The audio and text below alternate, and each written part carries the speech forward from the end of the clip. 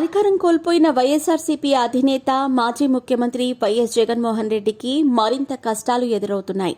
ఎన్నికల ఫలితాల వెల్లడి అనంతరం పార్టీ తీవ్రంగా సంక్షోభంలోకి పడింది. సీనియర్ నాయకులు, మాజీ మంత్రులు, మాజీ ఎమ్మెల్యేలు, ఇతర ప్రజాప్రతినిధులు నైరాశ్యంలోకి వెళ్లారు.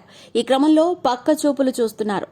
ఇప్పటికే నలుగురికి పైగా పార్టీని వీడగా త్వరలోనే భారీగా రాజీనామాలు ఉండనున్నట్టు తెలుస్తోంది. ఈ క్రమంలోనే పార్టీకి చెందిన కీలక నాయకుడు, ఉమ్మడి కృష్ణా జిల్లాలో బలమైన నేత పార్టీకి రాజీనామా చేస్తున్నట్టు సమాచారం. కొద్ది రోజుల్లోనే కూటమిలోని ప్రధాన పార్టీ అయిన జనసేనలోకి చేరుతున్నట్టు సమాచారం. వైఎస్సార్ కాంగ్రెస్ పార్టీని వీడే యోచనలో ప్రభుత్వ మాజీ విప్, జగ్గయ్యపేట మాజీ ఎమ్మెల్యే సామినేని ఉదయభాను ఉన్నట్టు తెలుస్తోంది. పార్టీ మారేందుకు ఆయన ప్రయత్నాలు చేస్తున్నట్టు సమాచారం. మెగాస్టార్ చిరంజీవితో కుటుంబ బంధం ఉన్న నేపథ్యంలో చిరు ద్వారా ఉదయభాను జనసేన పార్టీలోకి వెళ్లేందుకు రాయబారాలు చేస్తున్నట్టు ప్రచారం జరుగుతోంది. ఈ క్రమంలో చిరంజీవిని కలిసినట్టు గుసగుసలు వినిపిస్తున్నాయి. జనసేన పార్టీలోకి వెళ్లేందుకు ఉదయభాను వర్గం అన్ని ఏర్పాట్లు చేసుకుంటోంది. తుది దశ చర్చలు పూర్తయి మరో 2-3 రోజుల్లో జనసేన అధినేత, ఉప ముఖ్యమంత్రి పవన్ కళ్యాణ్ సమక్షంలో కండువా మార్చుకుంటారని ప్రచారం జోరుగా సాగుతోంది.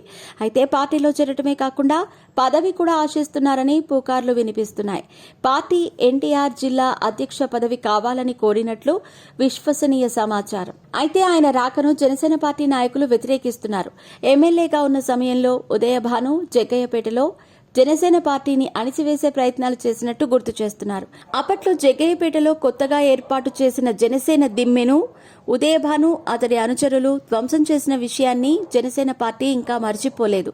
నాడు దిమ్మె ధ్వంసంపై ప్రశ్నించడానికి పోలీస్ స్టేషన్కు వెళితే నాయకులు, కార్యకర్తలపై కేసులు కూడా నమోదయ్యాయి. ఈ విషయాలను స్థానిక పార్టీ నాయకులు ఇంకా మదిలోనే పెట్టుకున్నారు. అయితే అధిష్టానం అతని రాకను ఆహ్వానించిన జనసేన, జగ్గయ్యపేట నియోజకవర్గ నాయకులు, కార్యకర్తలు మాత్రం వ్యతిరేకిస్తున్నారు. ఒకవేళ పార్టీలో ఉదయభాను చేరితే మాత్రం జగ్గయ్యపేట జనసేన పార్టీలో చాలా మంది నాయకులు దూరమయ్యే అవకాశాలున్నాయి. స్థానికంగా ఉన్న వ్యతిరేకతను పట్టించుకోకుండా ఒకే సామాజిక వర్గం అని చేర్చుకుంటే మాత్రం జగ్గయ్యపేట జనసేన పార్టీ రెండుగా చీలే ప్రమాదం ఉంది. మరి ఏం జరుగుతుందో కొన్నాళ్లు వేచి చూస్తే తెలుస్తుంది.